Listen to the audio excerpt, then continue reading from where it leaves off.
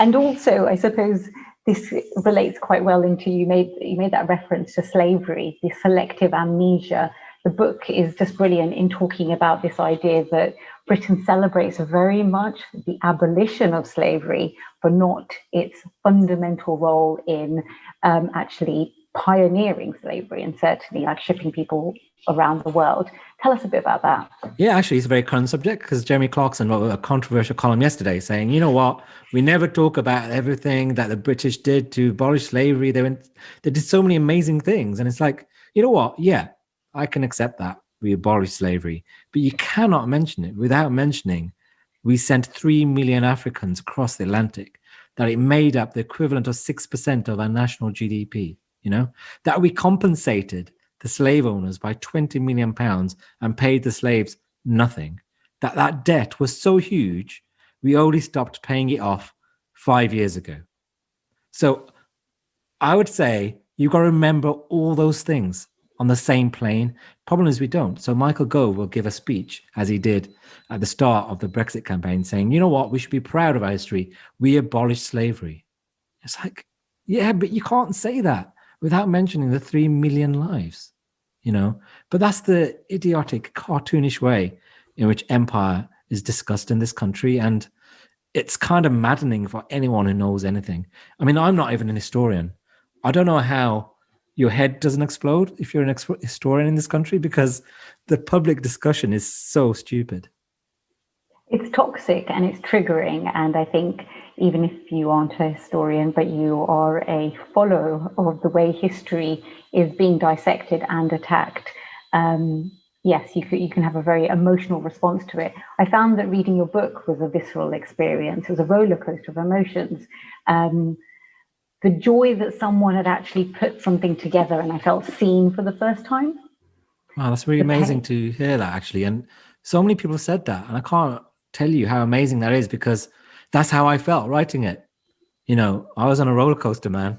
Like fresh revelations. I would dread opening a new book, but it felt futile, to go to bed reading about massacres and genocides. And it's very hard to explain to people in your life why you're depressed. But I'm so glad that it's worth it, because if you're going through the same experience, that means I've managed to tell the story in a truthful way. Absolutely, I think so. And I think we've spoken about this a lot in terms of the education and the lack of colonial empire education that we've both had. We've both studied the same subject at the same university.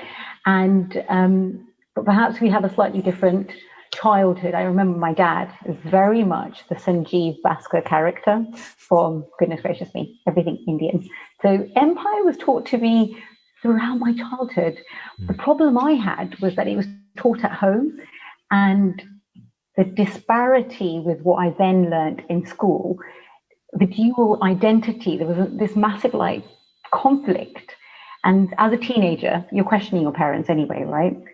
It made me question what they were saying. So this powerful oral history was demoted because the hierarchy of the Western written word did not reflect it. And I think as you talk about this idea of decolonizing your mind, we'll come on to that word, I very much had to go through that experience, but possibly from a slightly different starting point.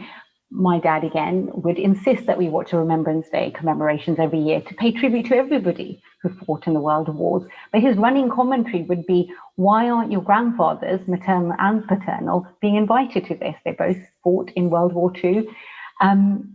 As many people watching in our audience, the diaspora here, will be sharing that kind of, so, I had that kind of running commentary. But as I say, the kind of the hierarchy of mainstream culture, education, and certainly in terms of the public narrative that we both knew in growing up, feeling like that outsider. I wanted to kind of just jump to your beautiful revelatory point about Enoch Powell. So from my childhood to your childhood, Southall girl to Wolverhampton boy.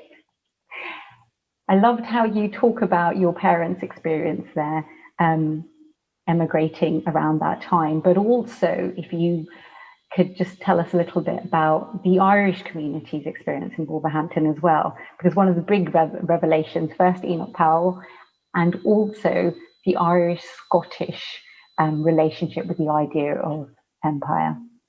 Yeah.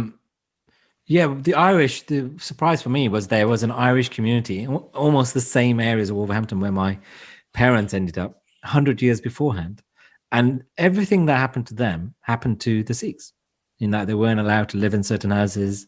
They were, persecuted by the police. They weren't allowed to do certain jobs. They spoke a different language, you know? And it was odd. It's so surprising that this had already happened. And tends to be the thing that repeats itself throughout British history. We forget, one generation of immigrants forgets, as the experience of the other one.